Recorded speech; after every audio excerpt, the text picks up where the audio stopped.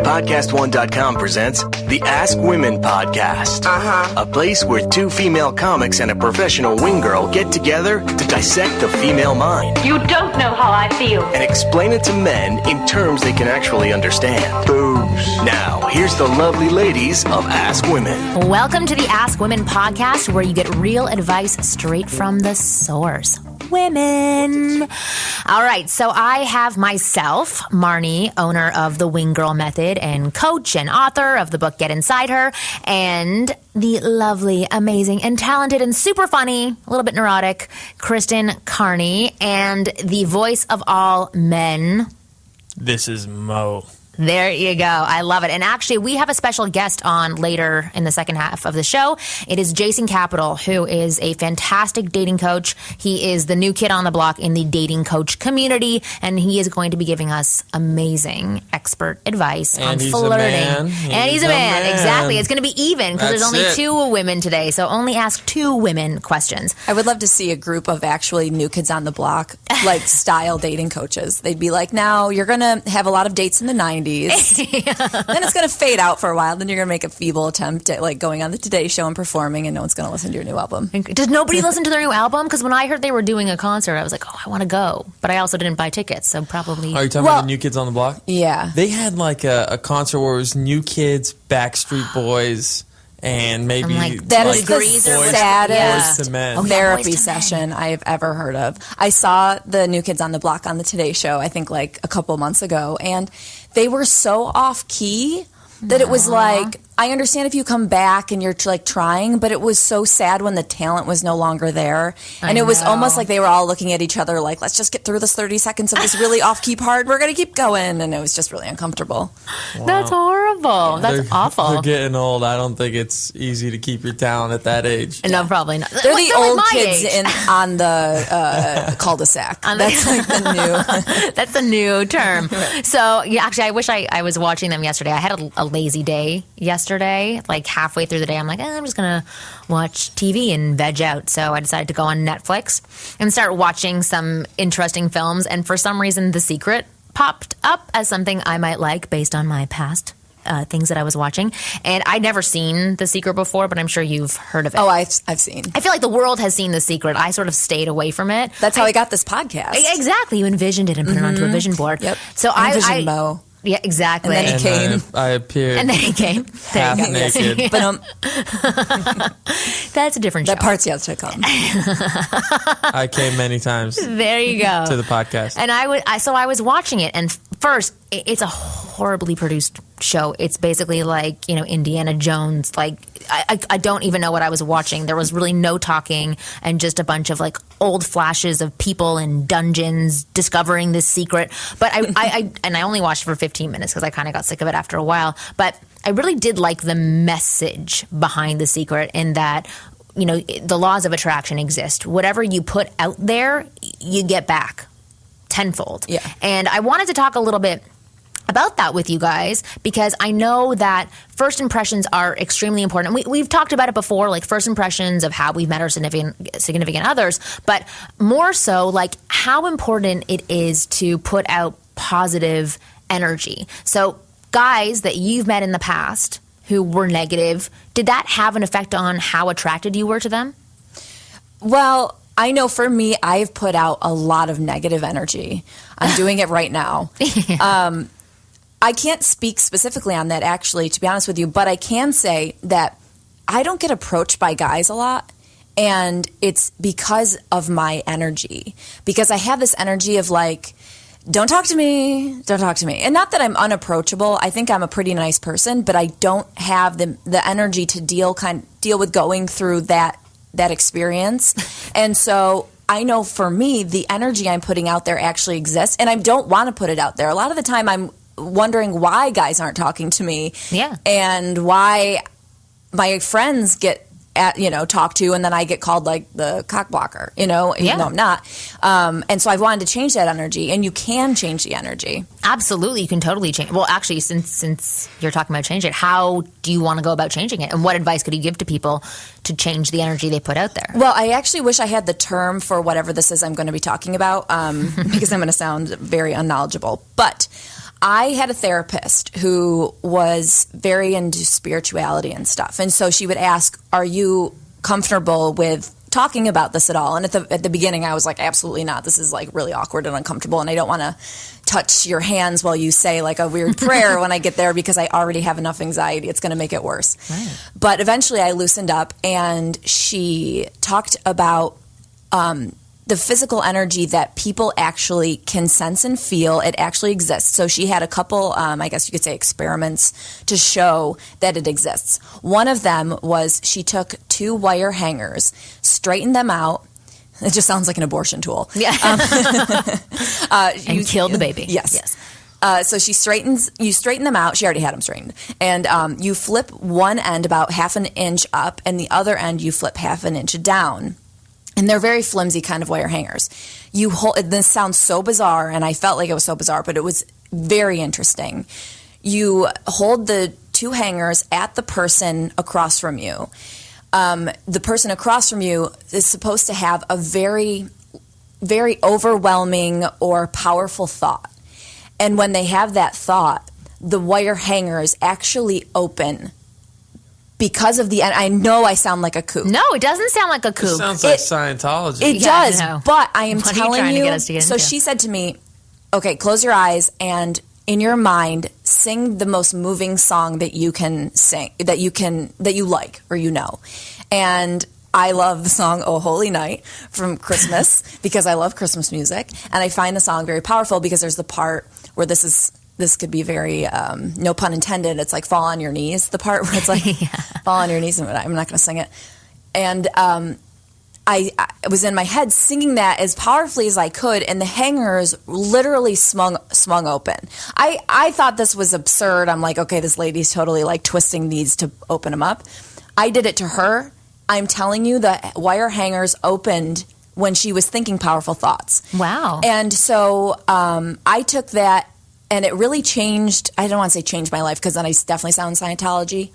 However, it made me much more aware of the energy that I'm putting out there. So when I'm having a bad day and shit is just going wrong and I am angry and you are pissing me off, you put that out there. You emit a certain energy. You bring that on yourself. Something may start the domino effect. Well, the reason that I'm asking this is because a lot of guys write into me, a lot of guys call me, I have a lot of consults with guys and coach a lot of guys, and they are not aware of what they're putting out there to me as a coach. And I understand they're coming to me, and they're expressing everything and every insecurity that they're feeling. So of course they're going to dump that on me, but they're not aware of what they are emitting to other women that are coming into their space. Yeah. And women are really insightful and they're really sensitive to these things. So you can, it's literally it turns into a tangible thing, the energy that a guy is putting out there. It's very real. People don't realize you could feel someone burning a hole in your back if they're staring at you. Right. And you turn around to look. You have no reason why you turned around, but it's because you could feel that energy being focused on you. Absolutely. Well, I always say to men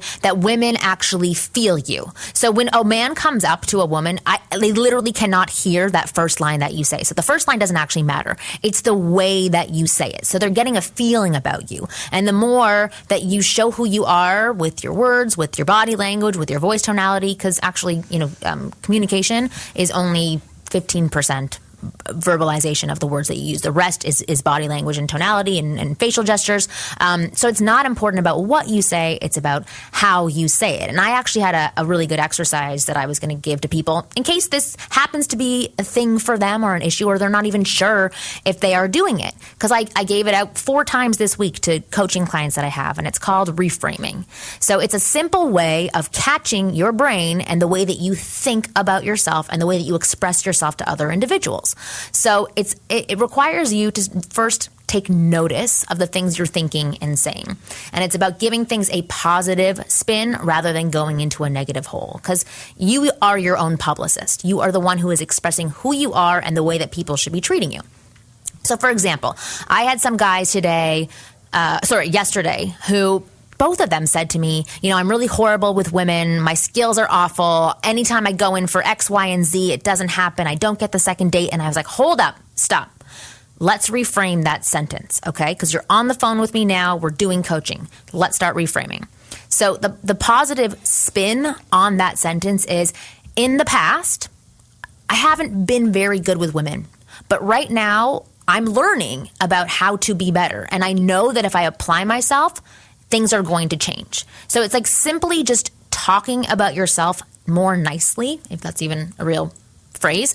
But first you have to start noticing that you're doing it. So catching yourself, and then you can start actually actively altering the way that you think about yourself and the way that you speak about yourself. Because as you said before, women are going to listen to whatever you put out there. They may not know that you're the most amazing person in the world. They know the words that are coming across to them. Where you say, oh, I'm a horrible XYZ. Oh, I'm the worst this. Oh, blah, whatever negative other things that you spit out of your mouth. Right. It's Sorry, like, I'm getting on a tangent now, but it's like, can you hear the words that are coming out of my mouth? It's like, no, I can't, because I'm focusing on you and your energy and like what I'm getting a sense of. Mm-hmm. So, yeah. But so that is for a lot of guys who do have difficulty with their approaches, or if they're talking to a woman and they're like, well, she had her arms crossed, or she wasn't paying attention to me, or she wasn't engaged in the conversation. A lot of it has to do with how you are presenting yourself to that woman. Yeah, I'm actually, right now I'm taking an acting class. I'm a thespian. Oh, a lesbian. I'm a lesbian. And there's a guy in the class who is definitely, like I just said, people don't really approach me, men don't really approach me too much, but this guy is totally putting out the vibes. And I just want to mention that for a second because... You're proud of it? Well, first of all, I'm totally proud of it. Second of all, he has huge muscles, so I'm even more proud of it. Because usually those guys I don't think are too into me. But his energy that he's putting out is really... He's a nice guy, but it's very turn-off-ish.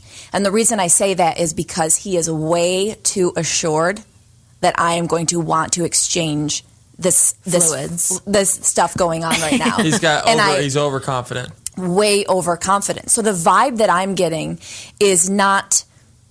He's done things like so far twice.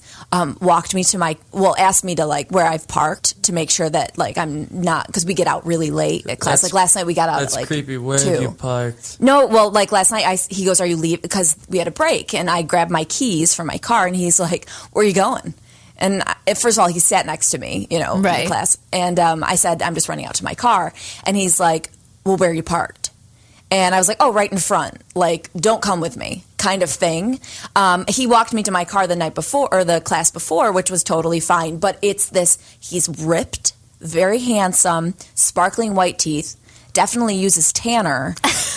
I can see it on his hands. Like, I know those creases aren't that orange normally. Yeah. And he is playing this as if I'm awesome. And so his energy to me is saying, I am so into myself that you are going to be too. So you're saying that even though his actions are wonderful, right, you're still getting this vibe from. Can you explain that a little bit more for like people who maybe can't visualize what that would look like? Like, what is it about his energy? It's a smirk. Almost like a smug, where half of your, I know body language experts will say when someone smiles with like the half of their lips, it's kind of saying like, I'm better than you. And he's always kind of got this little dimple showing on the side where he's scrunching his face to kind of give me that half smile, which to me is kind of saying like, you like this. But you said you liked it the first week. No, you were okay with it the first week. No, I'm okay with it because he's nice enough. Okay. He's not creeping me out. But what I'm saying is that energy to me would not interest me in dating him. Yeah, but because of the cockiness involved. That guy probably has no problem getting women right off. And guys out there and who he knows are that it, and guy, that's the energy keep doing problem. what you're doing because you're going to have no problem getting women. Kristen is a rare breed of woman that... Yeah. I'm like a weird bird in like the jungle, and I do this. I have to have the specific move dance that like is okay to me. You don't have to be the best looking guy with pearly white teeth to get a beautiful girl like Kristen. She likes. I like scumbags. Yeah, she likes scumbags. No, but she likes guys that are a little wittier, that are smarter, that make her laugh, that don't have to necessarily be in the best shape at all. That really doesn't matter to her. So that charm doesn't come through. When you don't have that guy's going to keep on going after you because you're the one girl that doesn't pick up his shit. Yeah. Right. Yeah. Because the truth is that's that a challenge. Right. The way that he is carrying himself, from what I'm getting a sense of, if he were to not interact with somebody on a regular basis, and like maybe if he gave you a more of his real self, that would attract you more. But for going out and like picking up girls, like that is it's a good energy that works. Right. And well, he's also lost the battle because he's in an acting class, right? You know, like I'm not attracted to the dudes in my acting class. Right, that is true. I get that. Way too vulnerable. Yeah, you ain't that green. Yeah. But you're so right. I feel the energy that you give out is a direct correlation of what you end up getting back in Absolutely. return. You know, if you are a dominating guy and you give out this energy of I'm better than everyone, then you're probably going to end up with a woman that you treat like crap, and she's going to complain all the time, but she's going to be your biatch. Yeah. But if or the opposite. You might get somebody opposite. who is like just equal to you, and you do not communicate well. Yeah. There's no compromise whatsoever. So let me ask you something, because I think I was at an insecure phase a couple times in my life when I was single. And I was very aware of the energy of, I got to come in with positive energy, and then I come into with positive energy, and I know what my pickup line is going to be, and I get to the girl, I'm like, hey, where are you from? And then she just dogs me, and then I walk like, shit ass, what did I do wrong? This is bullshit. You all of a sudden get Tourette's. I'm negative. I hate life. Chicks don't like me.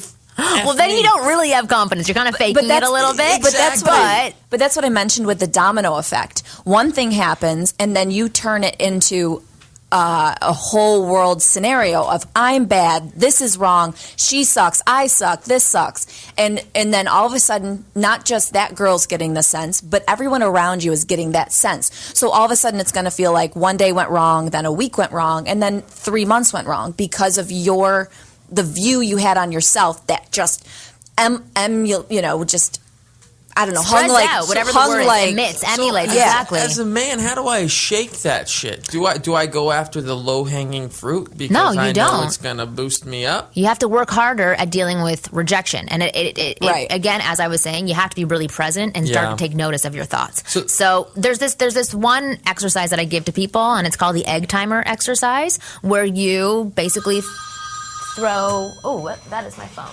Uh-oh. There. Where Marni's you fired. throw. She's blowing up. Those are people wanting some advice. I know, seriously, they're like crazy for me. Where you give yourself a time limit in the very beginning of how long you're allowed to throw yourself a pity party. So you say, all right, I'm turning this to 5 minutes, and I'm going to be really down on myself. I'm going to get really angry. I'm going to say how shitty I am, and then when the dinger goes off, it's over. And as you start doing that more, when the dinger goes off and it's your microwave, you should still feel shitty about yourself. Exactly. But as you start doing that more, you eventually don't need those 5 minutes. You don't even need those 30 seconds because you realize how stupid all of it is. That is one exercise that you can do to help you get over those negative thoughts. Another exercise is going out with the sole goal of being rejected. Of saying, I'm going to get rejected by 10 girls tonight, and then that's when I'm allowed to go home. And you find a way to make rejection fun. You curtsy when somebody rejects you. You pretend to take off your top hat afterwards. Whatever it is, have fun with being rejected because rejection actually isn't that bad. The other thing that you can do, this is the third thing. And let me just say this. Rejection gives you character because if you didn't experience a rejection, you would end up like the guy in my acting class. Yeah. Exactly. And you don't want to be him. You don't. No, you don't. Because actually, and when that happens to you when you're younger, what is it called? What do I call it?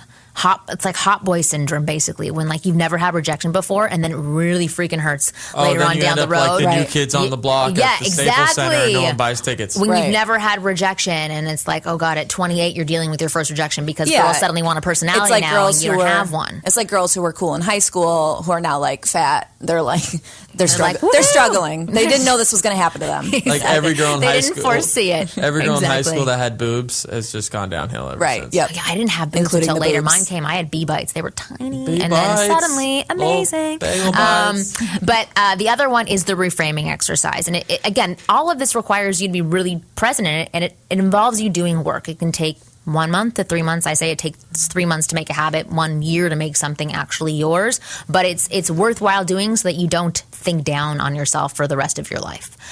So it is being present in what you're thinking and talking yourself out of it. And if you need a tool, you can write down on a piece of paper 5 things that are awesome about you, and look at that piece of paper after the rejection happens and just say, okay, I'm good, put it back in your back pocket, and then go back out. Yeah. I know all of this sounds cheesy, but it's what really helps. It does help. And I've dealt with those things like feeling depressed and things that it's like a cognitive distortion, what these guys are feeling. Yeah. It's fortune telling. You can't fortune tell what everyone's going to say to you. You know, it's just doesn't exist. Even though like you want to think that way so bad because it feels so natural, you really, really, really have to make an effort to shift your thinking. Absolutely. And really, it's really for us men, it's just that little bastard that's in our head that's saying, hey, you're fat, buddy. Hey, buddy. You know, you can't talk to that girl. You can't. It's that little man. So really all you're doing is you're creating another man in your head that's going to say, hey, fuck that little man. You're the tough guy. You know, this is an experiment right here. Just go out there and have fun with it. Yeah. So then hopefully that other man starts beating down the little man. Well, it's like the two angels on the shoulder. Yeah.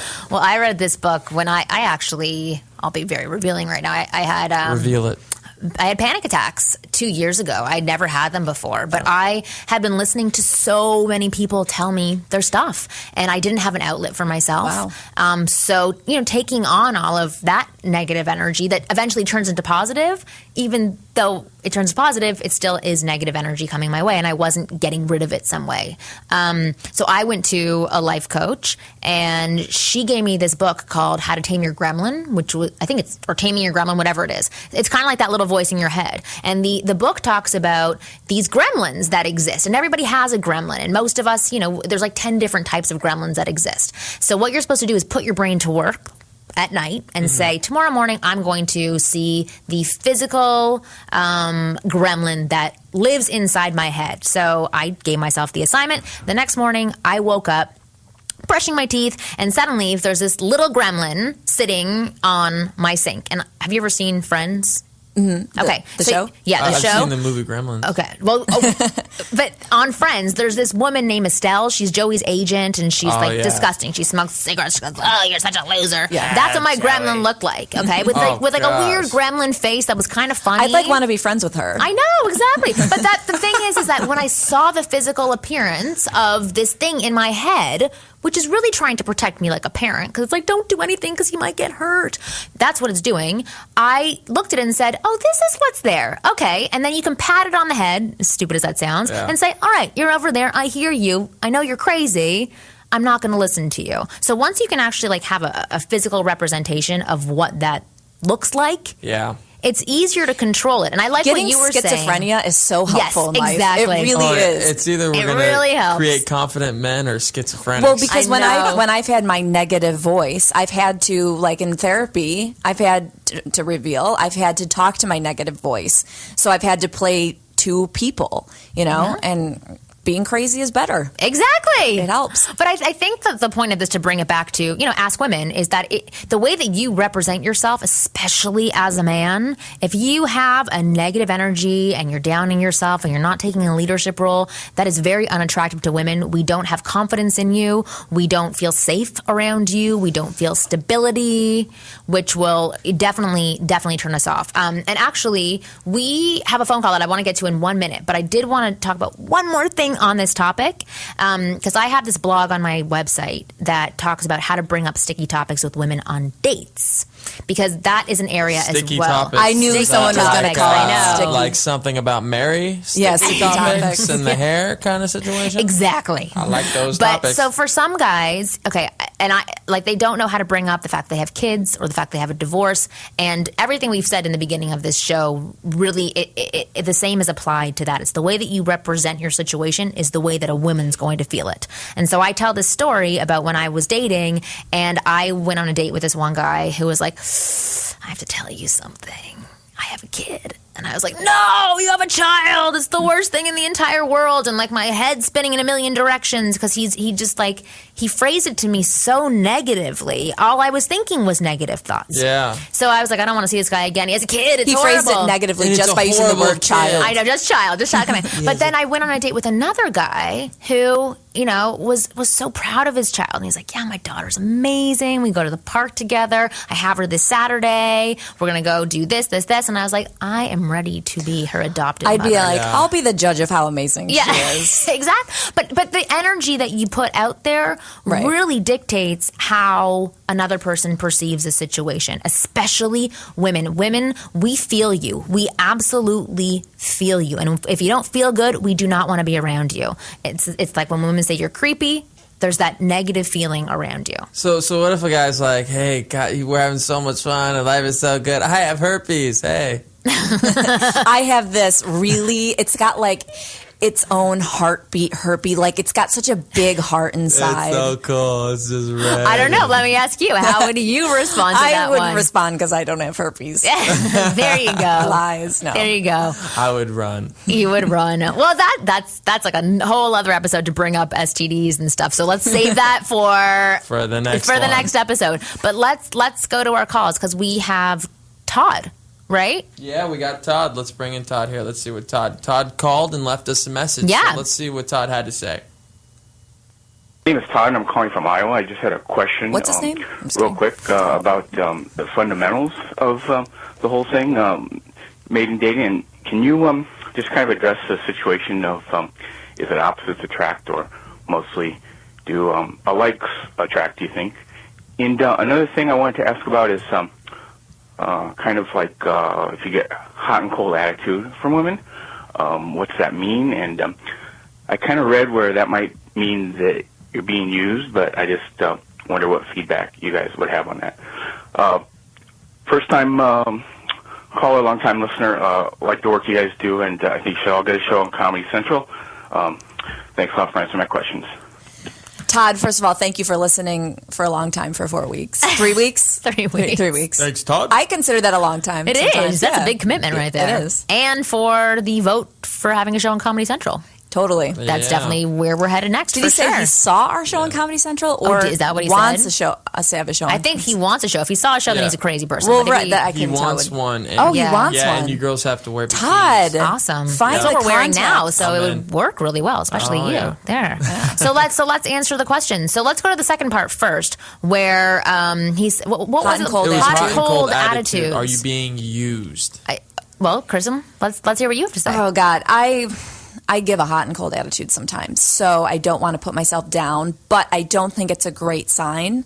I think the hot attitude means I need something from you, and the cold attitude means I got what I needed. Give me some time until I need more from you. Yeah, and then I'll absolutely. be back with a hot attitude. I'll be back with that. I agree. Anytime that you get hot and cold from somebody that you're not in a relationship with, it's not a good sign. It means either she needs attention for that moment because somebody else isn't giving her attention. You're what's available right now, so she'll be around you when needed. But you kind of have to think about it on the flip side. Like, do you want to be around somebody that is hot and cold? No. And if they're hot and cold at the beginning, which I'm assuming is what he asked. If they're hot and cold at the beginning, you can only imagine if it gets anywhere how not going to. cold it will be toward the end. Not even hot; it will just be cold. Right. You're not going to get anywhere. Hot and cold You should just means, get gloves and put on a scarf now. 'cause Yeah, she's exactly. gonna And be let icy. her go on her way. Yeah. Hot and cold means I'll make plans with you and then I'll break them half an hour before we go out. So if you want to, because you're not that important to me. right. If you want to be in that repeated pattern, continue doing it. But hot and cold, like set your boundary and just put limitations on people being hot and cold with you and how you take it. You want a girl who's going to treat you the way you would want to treat her. That's absolutely the golden rule. And Absolutely. Todd, hot and cold is like a drug, right? When it's hot, God, it feels so good. When it's cold, you're in the dumps. You need to figure out where you're at. Are you looking for a serious relationship? If so, hot and cold is not what you want and you need to move on right away. If you're looking to have fun, great, keep the hot and cold girl around. But then also go find other girls that are more hot than cold. And then just keep your hot and cold girl as entertainment for when you want to, get some here and there. And I guarantee you get another two in the batting order, that hot and cold girl is going to become more hot than cold. That actually is true. That You know is what's very so true. bad is for a second I couldn't figure out which one was good and bad, like hot or cold. I was like, wait, in my brain, I was like, wait, is cold good? Because Well, sometimes you like cold. Right, you give the men cold, and for some reason they That's like your it. thing. The They're ice all queen. over it. Exactly. And what was the first part of the question? Do opposites attract? Yeah. Or do likes attract? Do likes attract? So, what is your opinion? Well, the most important opinion. I Yes. think having number one the opinion. balance. I'm the only opinion, but having a balance is definitely good. If you have someone that is opposites, I think it will lend to more of a sexual relationship at the beginning that will fizzle out. If you have something that's opposite and alike, you have a long-term thing happening. But if you have someone that's that's totally alike, you're going to get so sick of them because you need someone to kind of open up your world. And so if you guys already had experienced all the same things, like all of the same shows or, this and that, then you're going to don't talk about Seinfeld. Yeah. I'm trying to never talk about that again. Yeah. Then, you're going to be bored. You want someone to open up and inspire you to new things. So I definitely think you need a different guy to an extent, but close enough to where it feels like home. Yeah, I think that a lot of people get confused about what opposite and like means. Opposites attract in terms of like things that they like, maybe the way they live their lives. But I think overall, you have to have the same values. Not all the same core values, but that's where the like comes in. That if you have different values, then you're not going to mesh unless you can inform somebody of your values and they can take on your values and vice versa. But I think exactly what Kristen said, opposites definitely do attract, and they have a much more fun relationship. Absolutely. It becomes more challenging. You're constantly growing and learning from another individual, because I will say my husband is very different from me. He is 10 years older than me. He's Catholic. He's mixed. He is American. He's from Chicago.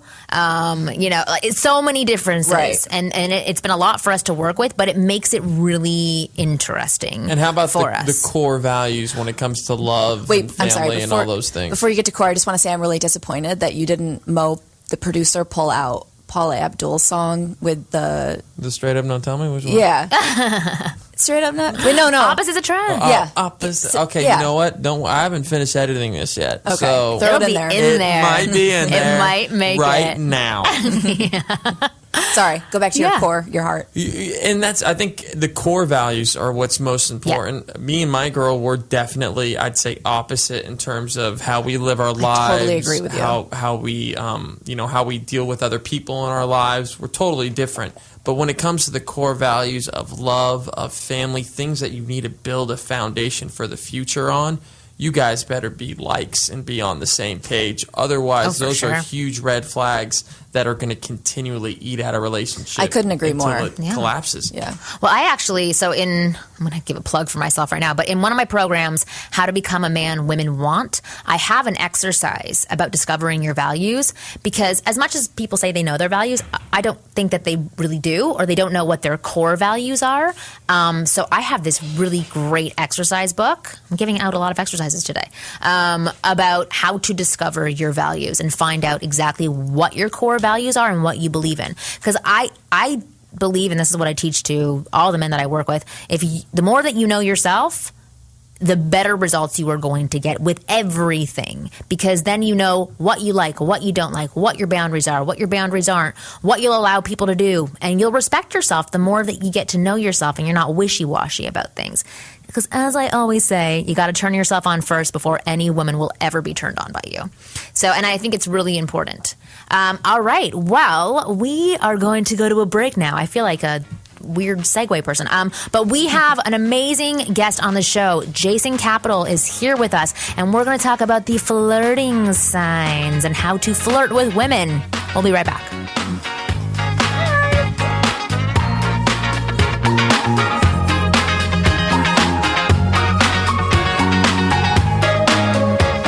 Get yourself over to podcast1.com this week and check out The John Sally Show. Sometimes controversial, but always authentic. John Sally gives you a celebrity insider's view into the world of sports and entertainment. Oh yeah, and he just happens to be a 4-time NBA champion and pop culture icon. Boom! Bang!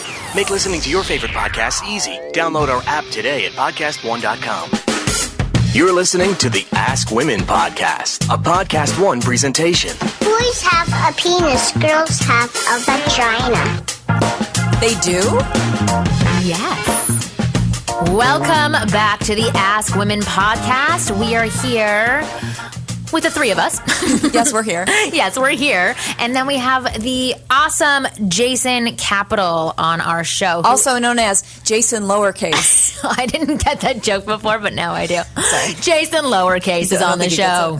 He's like, what are you talking about? He's like, that's not funny. You're a weirdo. I'm extremely confused right He's like, I fucking hate this show. Although now I just got it. Okay, good. Yeah, thank you. Yes. There you go. There you go. Well, Jason and I met, I actually don't even know how long ago, maybe like a year. No, 2 years ago. Wait. Now, what? Can I talk about Amazon real quick? Oh, God, yes, of course. Talk about them. They're very important. We should do a segment where it's just like, how we can most awkwardly transition to reading in the Amazon thing. To a plug for something. Yeah, because I want to be like, hey, you guys been to the Amazon River? Well, you want to know what's easier to get to? Amazon.com. Just go through podcast one. I'm sold. It's horrible. That was perfect. No, go. Keep going. Well, no, if you go to podcast1.com and then click on the Ask Women logo, if you guys like us, and we like you, I mean, we like you. We don't know you, but we like you. If you're listening, you're amazing. You have great taste. You're an awesome human being. You're very good looking also. You're super hot. I don't know why you're listening to this, because you don't need help. I mean, you're amazing. But go to Podcast One and then click on our banner on Ask Women, because we get a kickback and it helps our show stay on the air. Mm-hmm. We really want to make the show go places, and we really want to help you guys and stuff. So the more you help us, the more we can help you. So help me, help you. Aww, help me, help you. That was such a sweet way of saying it. Oh no, it's horrible. But I love it. It's to make it easier on yourself. If you do shop on Amazon, save it as a bookmark, because then it's just quicker. You don't have to find the page that you're going to. Well, but can I just say one little thing? I just bought toothbrushes on Amazon and paper towel, and it was way cheaper than going to the store, and it's delivered to your house. So cheaper than Target? How quickly do you need it, though? I feel like you would need paper towel. Well, toilet paper. I go to like Smart and Final for my Bounty, and like it was cheaper there. But I get really good toothbrushes, and they were $1 something, like $1.37. Do you know what? That's like a relationship thing. If you're single, you shouldn't be staying in the house and getting all your groceries and toilet paper and things delivered to your house. Like, you need to get out there. That's true. Absolutely. That's a really good point. Okay, so tell us more, Jason. But you just detracted people from going to Amazon for us, so you're fired. Yeah, exactly. Thank God I don't work for you. There you go. So tell us more about that, because I know a lot of guys will say to me, like, where the hell do I meet women? Where are they? Mm-hmm. So well, the first thing I would ask them is, take a look at the last week of your life. How many women did you actually meet? How many women that you didn't know beforehand did you even talk to? Okay. The answer would be 1, maybe 2. Maybe if that. If that. It's usually 0, right? Yeah. So, I mean, let's get you talking to people first before you start meeting women that you're attracted to. Okay. Most people, they're incredibly, like, our society, I don't want to go on like a tangent here. No, go on a tangent. Real quick. That's why you're here. Our society has trained everyone to be extremely antisocial at all times. We watch TV. We have our entertainment given to us. We don't have to be social or turn ourselves on. No one's friendly anymore. Like, no one really holds the door, says, Facebook, like, hey, have a nice day. Yeah. I mean, everything is based on not actually human to human interaction. Like, this is some foreign concept to people now, which is insane. It's why so many people are on antidepressants. It's why they're all fucked up. It's why there's so many issues. I was just walking here today, 5 minutes ago, 10 minutes ago, and I think every person I saw on the street was wearing headphones. Like, really? You can't walk down the street without listening to music? Like, it's that important? Or are you that antisocial? Are you that uncomfortable talking to other people? And that's like a huge problem. So if you don't talk to people for a week, and then all of a sudden you see a pretty girl on the street and you're like, fuck, I would love to talk to her, you're going to have no idea what to say or what to do. Your muscle isn't warmed up. Yes, your conversation muscle. It's funny because I talk to people about that as well, where I'm like, if you can't even approach like an old dude sitting on the corner reading a newspaper, how are you ever going to be able to attract a woman you want to sleep with or possibly date or whatever, like a hot girl with a great smile? So what do guys do so that they do start working their conversation muscle? Talk to everybody. Like, this is what I don't understand is not only are you antisocial, but like I love people. Like, I find people fascinating. I want to know all the shit about everyone in this room. We are opposites. We should go out. Like, I hate people. But she was talking about at the beginning of the show, like, that the energy that she puts out is like, no, leave me alone. I don't want to get involved in this. And as you were saying, nobody approaches you. I'm thinking everybody approaches me. Right. Like, I go to New York and everyone says people are so rude there. I think it is the friendliest city in the entire world. I will say that New York, when I do go to New York, because I think my energy is very New York, because I'm really awesome. Yeah. When I go to New York, I'm telling you, guys smile at me and they talk to me, and that is the one place in the world. I used to live in Chicago. Nobody talked to me in Chicago. Chicago's Midwesty and kind of like, ooh, I'm like kind of like scared and friendly and like, ooh. And the minute I go to New York, it's like, I said to my friend, I said, she's a comedian in New York, and I said, guys are like totally like hitting, I don't know, it's like crazy. And she said, it's because you don't live here and you don't feel so jaded and horrible. She's like, if you lived here, guys wouldn't talk to you as much, but when you get here, you have a fresh energy. That's interesting to hear that women also do the same thing, that they close themselves off. But I'm not just picking on men, I'm picking on women also, including the one I'm looking at right now. Yeah. But that's... He's looking at me. Yeah, that's definitely... I mean, and how does that make you feel? I noticed this from the start. You have a very sarcastic kind of acerbic energy about you, and that's gonna put people off, obviously. And it's not ironic that people talk to Marni because she has this like big goofy smile on her face all day, and she's super friendly, and she's like bopping around like, "Hi, how are you?" And you're walking around with like this kind of like scowl / smirk on your face. I don't have a scowl. Aw, she's like, I'm really nice. The thing is, and you know what's actually like the tragedy about that whole thing is that I'm incredibly nice. I'm an incredibly nice human being, honestly, and it's like you are. I don't, and what bothers me is I get mislabeled. And the same friend that I was just talking about who lives in New York, she and I went out. We both lived in Chicago at the same time. We went out to a bar. 2 different men in the same night. It was one of the worst nights of my life. Said to me, they wanted to buy her a drink because she's like blonde and like approachable and like sweet, but she's actually a way bigger asshole than I am, and she would admit it. They wanted to buy her a drink, and they both said this was on 2 different occasions in one night. They were like, "You look like and I said this kind of earlier, you look like the cock blocking friend." And it's funny because I am the polar opposite. If you guys want to fuck, I don't give a fuck. I'm really nice and down to earth, but because of that kind of sarcastic energy, people think I'm an asshole when they first meet me. But I'm really, I'm super sweet. Mm-hmm. You are super sweet, but actually that was kind of like whatever. So a bantery line that he would say to you to get you talking. It's not bad. So I think that's actually a flirting thing for him. But it's right, because it makes me open up. Well, what it does, I call it the snap band effect. Is they like kind of jokingly push you one way. It's like reverse psychology, and they're going to go that way. Like if I say to a girl, like, I feel like you never get drunk and go home with guys you just met. What is she going to want to do that night? She's going to want to get drunk and go home with the guy she just met. Exactly. You are so right, because what I wanted to do that night was show how fun I was. I wanted to shimmy and be like, I'm amazing. Yeah, get this girl a dick. Right.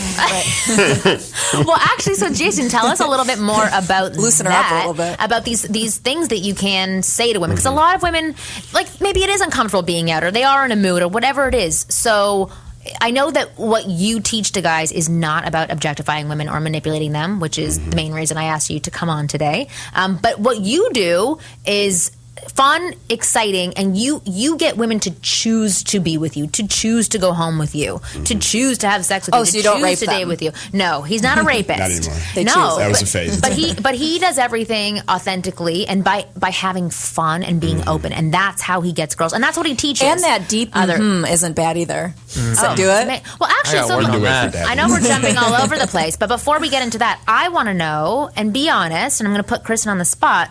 What do you think, or what did you think of him when he walked in the room? Like, because we were talking about energies before, so what energy was he putting off? Well, I don't know if I was like reading the energy from him or from his accessories, but I got from him, because if people are, he's totally not entertained right now, because he's got like a cool necklace on and a cool bracelet. I was like, okay, this guy's like suave. So that was the energy I got, kind of like a little mysterious. I will give him a little mysterious thing too, because the accessories he's wearing are not like shiny. They're more like jungly, kind of like I might be in touch with the earth, and but at the same time I have like a tighter t-shirt on, so it's like I'm not super hippie-ish, but I'm kind of that direction. Not hippie-ish, but like earthy. So I was thinking about the Amazon. I thought we could pitch again right there. You're saying, thank you. Thank you. But it. Underneath the exterior with his clothes and that he's mysterious, were you attracted to him? Yeah, sure.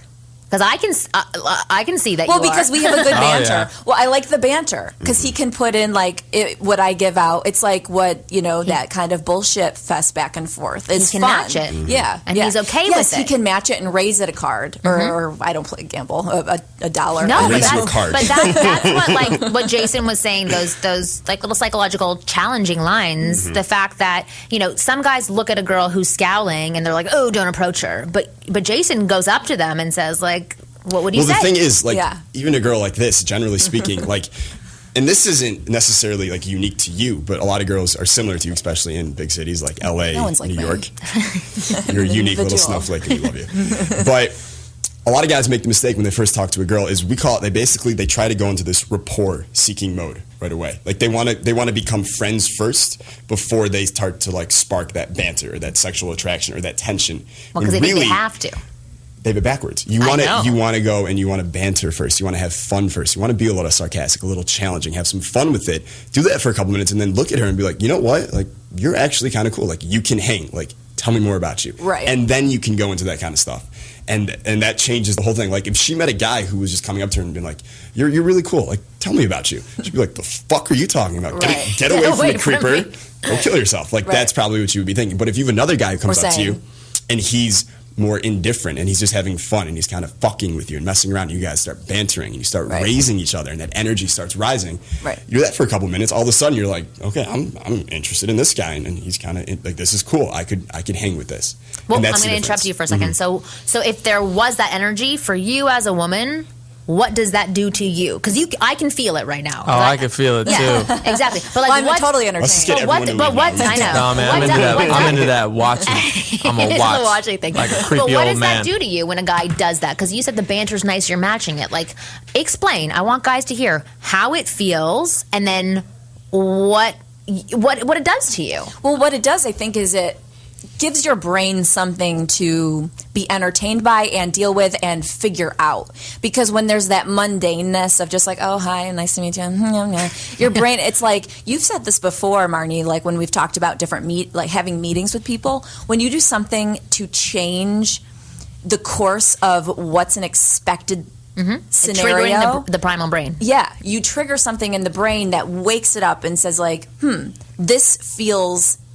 I don't know what the right word is. It's different. It's exciting. Feels, there's something making my brain wake up and the sparks kind of go like coffee or something. Mm-hmm. So you're more apt to want to move forward because you're curious now. Your brain is curious. Your brain has changed. That is a good word. Yeah, yes. so there's curiosity. It sparks curiosity. Right. It wakes you up. And as you said, you are living a mundane life typically. So when something does catch your attention, you're like, why is this catching my attention? Right. What's interesting about it? I must know more. Well, it was like Mo had said, if some guy walked up to you and was like, hey, I really want to have sex with you, and just like walks away, or like something really really forward and then walks away, it's not normal. That doesn't happen, and it could be seen as somewhat attractive or a turn on because it's like the curiosity. Whoa. Absolutely. Unless you have a giant boner and you're super creepy. Well, it's funny because in a situation like that, if a guy said that to you, it's not what he said that would make you attracted. It's the walking away that would do it. Exactly. Absolutely. Exactly. You know? Yeah, because if you stayed there, you'd be like, get away from me. It's like, listen, I told you I want to fuck you, dick. Let's go. Like, right, and then you're like, ew, this is really weird. Get away from me. Well, that's why, like, I tell guys, if like, don't buy a girl a drink that you don't know. That's weird. Like she wouldn't buy you a drink just because you're good looking. Like, why would you buy her a drink just because you're attractive? Like, talk to her for a few minutes. If you guys are hitting it off and it's cool, then yeah, of course you can buy her a drink. But if anyone listening out there is like, no, like I must buy girls drinks. Like, this is what Ryan Gosling taught me in Crazy Stupid Love or something. then what you can do, and this is similar to what you were talking about, is buy her a drink, like from across the bar or something, and say nothing to her. Right. And that gives the same effect. Right. If you guys want to listen to a funny bit about buying women drinks, listen to Wanda Sykes' Drink Man bit. Have you guys heard that? No, really but funny. I love Wanda Sykes. I think she's hilarious. Yeah. But it's that kind of like shaking your glass from the bar. It's like, I'm Drink Man. And like the whole rest of the night, like you're on the dance floor and then he comes up. I mean, I'm totally stealing this from Wanda Sykes. But then he comes up to you on the dance floor and you're like, oh, it's Drink Man. He's like, I'm Drink Man. And like, it's just like, oh, buddy. Yeah, it's too much. I like that. I want to hear more. So I'm. Well, okay. So I can take from right this. Yeah. So what happens in that situation? The reason that Drink Man is such a fag is because he's so easy from the start. He's already. Here's the thing. I always tell my guys, like, don't be sold right away. Don't be so committed. Don't be so invested from the start. Like, so many guys are just like, they're so desperate that the first girl who spreads her legs and says, "Come here, big boy," like they're ready to dive in, and it's like, don't do that. Drink Man is easy. If Wanda Sykes hit up Drink Man across the bar and was like, "Yo, what up, Drink Man?" He would be in, right? Right. No conversation. Don't have to do anything to earn my attention. There's no back and forth. It's just like, so if she's really, really desperate, and you don't want a girl who's desperate, who wants desperate? Right. And I'm saying it's not going to happen. You know, they're not going to be that desperate. Right. So what I always teach guys is, especially in the first couple minutes, is you want to present yourself as somewhat of a challenge. That's one of the best things that you can do. I have a formula that I call for basically that creates attraction in any girl. And it doesn't mean she's going to fuck you, but she's going to be feeling some sense of pull towards you, some type of curiosity. Yeah. And that's this combination of just being playful and challenging. And if you can have that playful energy, but you can also be a challenge at the same time, she's going to be intrigued. And it doesn't matter if she's in a relationship or whatever. Like, she might just talk to you for a couple more minutes. But if it's a single girl, then she's going to be like, this is different. I want to know more. Yeah. Right. And we actually did an interview for my website last week, which is on my site right now, winggirlmethod.com/Jason. And you should go listen to it because you actually explain step by step how to do that. Mm-hmm. So anyway, just a little segue there again. Another plug for myself. But yeah, winggirlmethod.com/Jason. But one of the other things I wanted to bring up today that we did bring up in that interview was when you were telling me about the way that you flirt and you... What did you say? You make it all their fault? Explain to me. I forget what it was that you were talking about, but I know it works. Yeah, I call it the blame game. The blame game. Okay. The blame game. I'd call it like junior high game. Same thing, right? Right. Well, everything that works. I want to relabel everything. Well, that's just how I know in junior high it was always kind of like this, like, you're ugly, you have cooties, and that's really like, it was not that I'm saying that's what you do, but that's... That worked on you? That still does. Yeah. Isn't it funny though that you can like kind of only be attracted to guys who are kind of an asshole to you? Yeah, I mean, I'm attracted. Yes, that's. I wonder what that says about you. I wonder what that says about you. I'm just kidding. Yeah, no, I have no self-esteem. Aww. Or too much. We can't tell yet. No. Oh, look at that fire in the room. I know. I watched there's it not. right as you walked in. I have a boyfriend. By This the way. is just like friendship. I'm putting it out there. What's This happening, man but I has his totally man wanna do sexy. you. He just walked in. He reminds me of my old self back in the day when I was Because he single. has hair. No, just how he walks in, like he just has confidence. Look how he stands too. He's open to you. He's not afraid to give himself. He's confident. When a woman like kind of snaps at him a little bit, like Kristen did, he just snaps right back, and she's like, "Holy shit! Who is this guy? Exactly. Who is this guy?" I'm off my turf. This is my turf. I'm turned on and I'm just observing. this is so some let's good continue stuff. it so I can finish. Anyway. No, we can keep on with the complimentary. That's Yeah. fine. No. But like, look, I'm a guy. I want to know what you do, right? I want to have your mentality. But I he want to wasn't have like your this before. confidence. Yeah, like, well, how did you? Because there are guys here who are not where you are, and they want to think they want to hope that they can get to where you are. So maybe tell us about where you were before and what forced you to get here. Yeah. So let's go with the rags to riches story, right? Yeah, I like that. Well, the thing is, I was a virgin until I was 20 years old. So I was way. I was by far the last one of my friends. Wow. I was way behind the curve originally. And my thing was I played basketball growing up. Like I was a college basketball player. So I was like, my first girlfriend was Spalding. All right, it was basketball. Like, I'm going to sleep. Like, I don't even know what that is. A college basketball player and stay a virgin. Isn't that Well, weird? was it a community college? I was Mormon, actually. Okay. No, I'm just kidding. I didn't know that about you. No, but I was all about basketball. That was all I wanted to do. So I was like, listen, I'm focused on this. Girls are going to have to wait, right? So when I turned around 20, I stopped playing basketball. I was burned out, and I'm like, I should probably get some pussy now. Like, I'm college, 20-year-old, like, this is probably something I should do. And I would go to parties with my friends, and they would immediately, like, they'd bolt in the room, and they'd see the first girl, and they'd go talk to her, and they'd be flirty, and the girl would be laughing, and they'd, like, pick her up, and she'd be, like, giggling. And I'd be standing there, like, at the door, I'm like, I'm all alone. Like what? Like, this is terrible. And that was too much for me. I was like, I need to figure this shit out. So I started hanging around guys like this is one of the best tips I can give all the guys out there. But if you struggle with girls right now, find guys who are good with girls. And just Or hang a out with woman them. who knows. Don't start. Yeah. Winggirlmethod.com/Jason. Yeah, exactly. But it's always good to have a couple friends who are just good with girls because what's going to happen is their mentality, their little lines that they use, how they do it, it's all going to rub off on you and you're going to pick it up real quick. So that's one thing that I started to do. I got friends who were good with girls and I started like watching what they did. I read a lot of books. I picked up a couple mentors and I really, the last 4 or 5 years of my life, just surrounded myself with all this information and just live it every single day. But the way you were describing me is basically, that's what I want for every guy out there. Because I have this theory that we could save the world if we made men just way more attractive and we made sex better for the world. That's what I think. Yeah. I think Or everyone just was having... overpopulate the world. That's not saving it. That's killing it. Just try. Ruin my theory. Point for me. But I just think that if we could just make sex better for everyone was just having really good sex, there'd be no more problems. I don't know. I don't want to get It'd be like No, it'd be like the 70s. but honestly, It'd be sex like the does 70s. become better when a woman is feeling feminine and with a man who is masculine and very open and comfortable with himself and like owns the room. So I absolutely, like everything that you and I are teaching and that we're doing on this show, hopefully will help elevate men to that level, to empower them to take on that grr and then like ravage us in the bedroom. So yes. I like the way you say grr. But I do want to get to the flirting thing that Okay, you're well, talking let me give Sorry one that thing I'm real jumping quick. all over the place. I'm sure people are listening and they're going to write it on iTunes saying like, you guys are all over the place, but please don't and listen. Well, she mentioned before that like the mundane conversation was like, hi, how are you? I'm good. How are you? Good. Okay, now we have nothing to talk about, right? Right. So one thing that guys like never ever answer the question, how are you, with good. Say anything but good.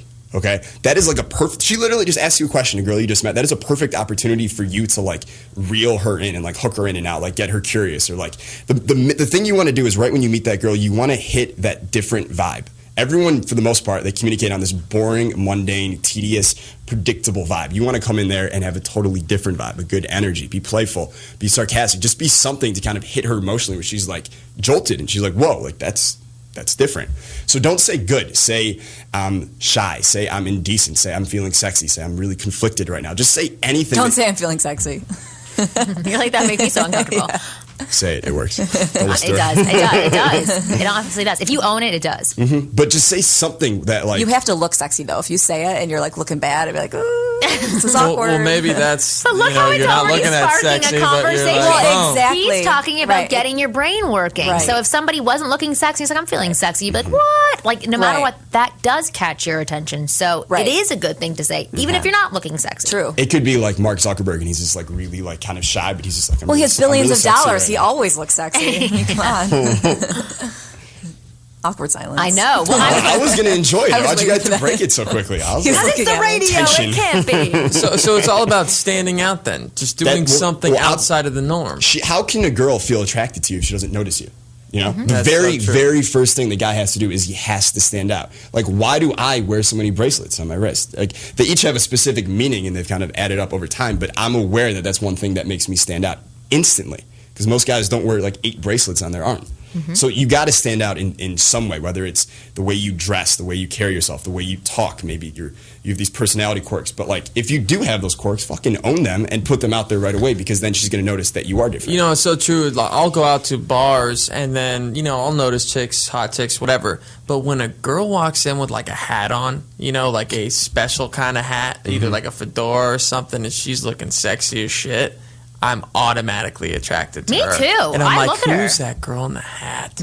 I know. I wish want Everyone that. fedoras. is wearing hats Fedoras more are like often. kind of on their way out, and But I wish you- they weren't, because I find them very, very attractive. Or even like the big sun hats, anything like Yeah. that. Like when a girl wears that, I'm just like, the mystery is like, who's that? Because it's so true. Everyone else is not. So- and then the one who's different, you automatically Well, okay, gravitate so toward. our Yeah. brains, there's something called incongruity theory, which basically states that if we're in a room, the one thing that's incongruent to everything else is what our brain is going to focus on. It's like an evolutionary thing, because if we're in like a tribe back in the day and there's 10 cool looking people and then one dude who looks like he wants to club you with like a stick or something, your brain's going to focus on that guy because that's incongruent and that's like a life threatening thing. But obviously it's not life threatening anymore. But if you go to a bar and there's 9 girls wearing white dresses and there's that one chick in that tight little black dress, where is your brain going to be looking at? Right. Yeah. It's going to put all this attention on her. I Yeah. totally agree with that. And I've always seen like the girls standing. I don't go to clubs and whatnot. I've always seen the girls standing outside of the club with like the short dress, and like they're all wearing the exact same, like it's neon blue or neon pink and like Yep. high heels, and like I'm not wearing a coat, but it's like 20 degrees out and blah blah blah. They look so absurd. It's like one bozo after the other, like parade outside of this club. It's like, why do you think that is it's this thing of like people become sheep, I think. Yeah. And they forget that being, an individual or standing out is okay to do, or is the better thing to do. And they're all waiting this line, and I'm thinking, how are you going to attract a dude looking like every other girl there? And not that I've like gone to clubs and stuff often, but when I have gone, I've always thought the girl in the white t-shirt with the jeans and like the cute sneakers and like the tousled hair, it looks so much hotter than the girl in the short mini dress from Forever 21. Always thought that, because they're saying something about themselves. And to the dudes out there, go out with a group of your friends and stop for a minute and look at what you're wearing and look at what your buddies are wearing. Right. If you're all wearing 100% of the pinstripe buttons time, up,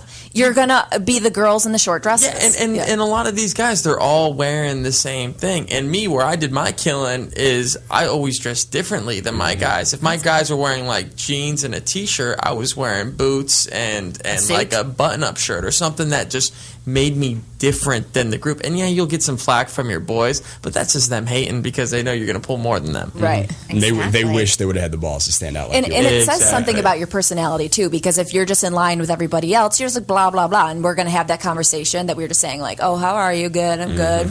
I work at Verizon Wireless. Like it's not going to be anything different. But when you're the guy in a different outfit with a little bit of his own thing, that says a lot about your brain, which we've already talked about, women are attracted to. Yeah, it's so funny. I used to have the necklace and the bracelets and all that when I was single because I was kind of like you. I wanted to stand out. I love the attention from women. Now that I got a serious girlfriend, my girl goes, "Why are you wearing the necklace? Why do you have the bracelet? You don't need to wear that. True. Why are you doing that? Be careful.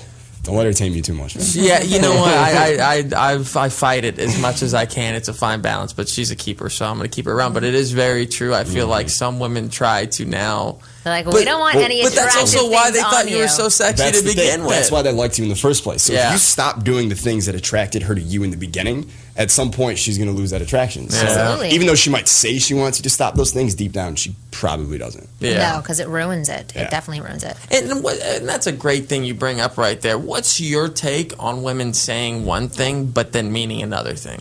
95% of the time I take whatever they say and I flip it 180 and that's what I believe.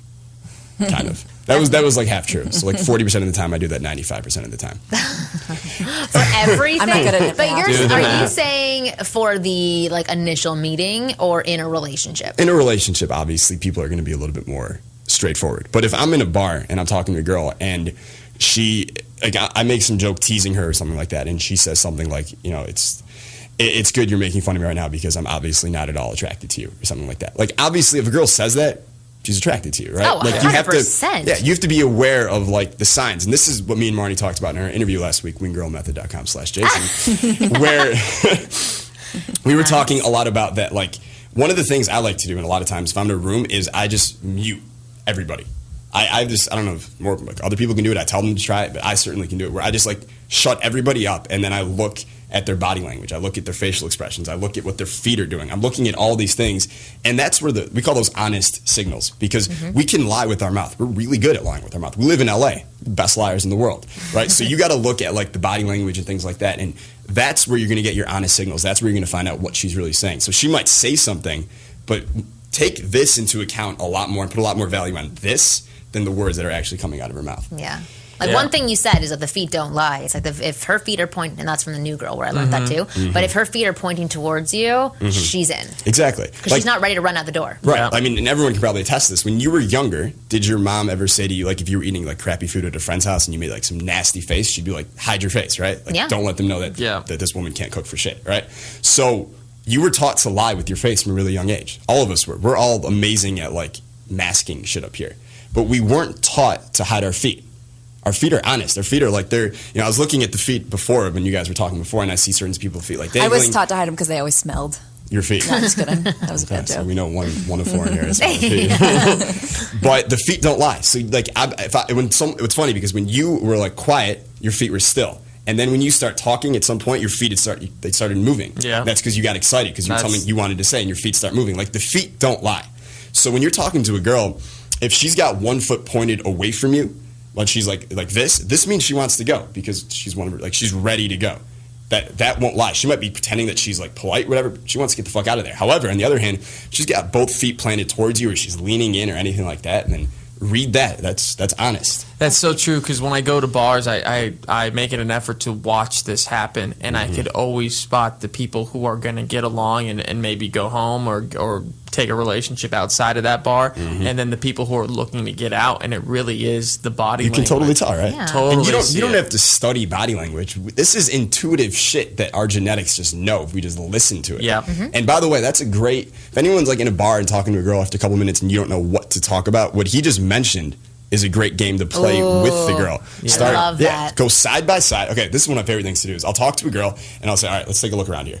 and then we'll turn our like bodies side to side. So now we're not like just meeting, but now we're on the same team. Yeah. Right. So it's like a You're body touching, language. yeah, Exactly. it's great. It's like us versus them.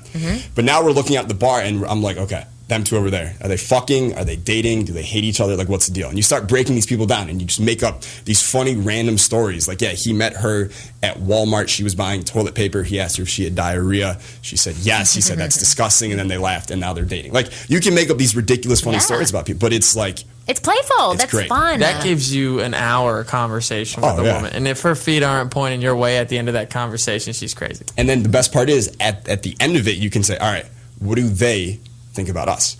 And then you make up your own story. Oh, that's between you cute. guys. Wow. That's cute. Most feet are pointing towards Jason right now. Jason, He is capital. all There's something Jason, else pointing I towards Jason.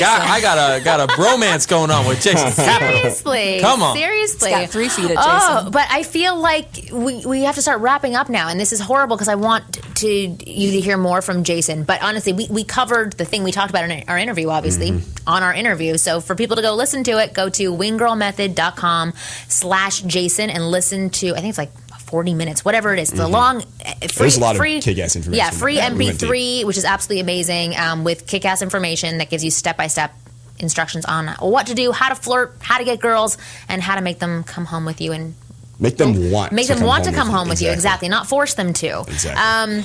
But yeah, okay, I had a whole bunch of questions that I wanted to ask, but I think next week is when we are going to cover all those. Yep. And I've got, the best text to send after you have sex with somebody, and I have questions about dating younger women, but we're going to have to cover that next week. Oh, we'll definitely do that. And we got to bring Jason back again. Yes, for sure. Jason, capital. Everybody We have to seems bring him have back for me. I know. Everybody seems to have a crush right now. So, Well, guys, thank you for listening. I really want to stress, go to our Twitter page and follow us on Twitter because not only will you know when our shows are airing, but you'll also get cool information from Marni, with her expert things. Also, follow me on Twitter. I'm like amazing to follow. What are the names for Twitter to follow? Follow at Ask Women Podcast and follow me at Kristen Carney. It's KristenCarney. And then follow Marni too at Wingirl Method on Twitter. And then also, if you have any questions you want to email us privately, email us at askwomennpodcast@gmail.com. Wonderful. Thanks, guys. See you soon. See ya.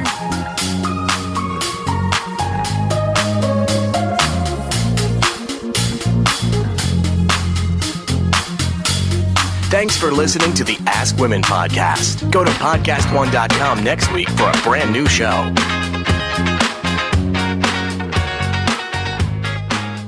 This concludes another podcastone.com program.